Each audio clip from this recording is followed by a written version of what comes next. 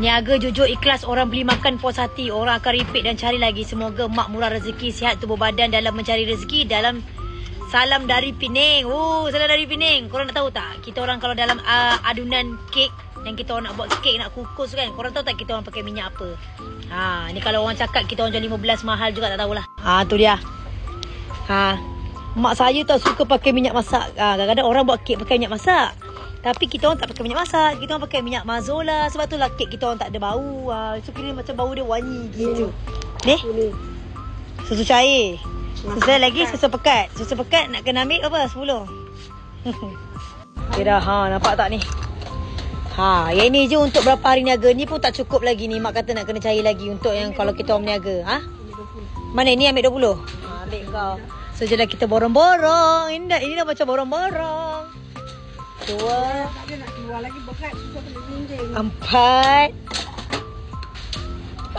6, 8. So macam ni lah guys. Kita orang tak boleh buka setiap hari sebab kena ada cuti juga. Sebab nak kena beli barang. 20 lah.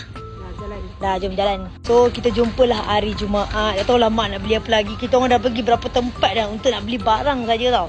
Mula-mula kat KL. Dah pergi KL, pergi Rakan. Ni tempat yang ketiga. Telur tempat lain. Dah mak nak pergi nak beli apa? Beli tepung kek pula. Dia tunjuk tepung kek pula mak pakai apa. Guys, apalah itu. Kala ni lah. Tu. Dia punya tepung kek ada ni. Tanya dulu ada stok lagi tak ada? Tepung kek mak pakai ni. Blue Key. Apa tu? Salah. Jangan salah. Bulu apa mak ni? Blue Key. Blue Key. Okey, jangan salah sebut. Mak ni. So ni lah tepung mak buat dalam adunan kek dia. Kek lembut, kek halus, adunan dia pakai ni. Nak kek lembut, kek pakai adunan ni. Kalau pakai tepung gandum dia kasar sikit. So inilah bahan-bahannya. So korang jumpa hari Jumaat ni pukul 4 petang. Okey, seperti biasa dekat Bomba dan Hero, berdekatan dengan Bomba dan Hero Sungai Besi. Okey, bye bye.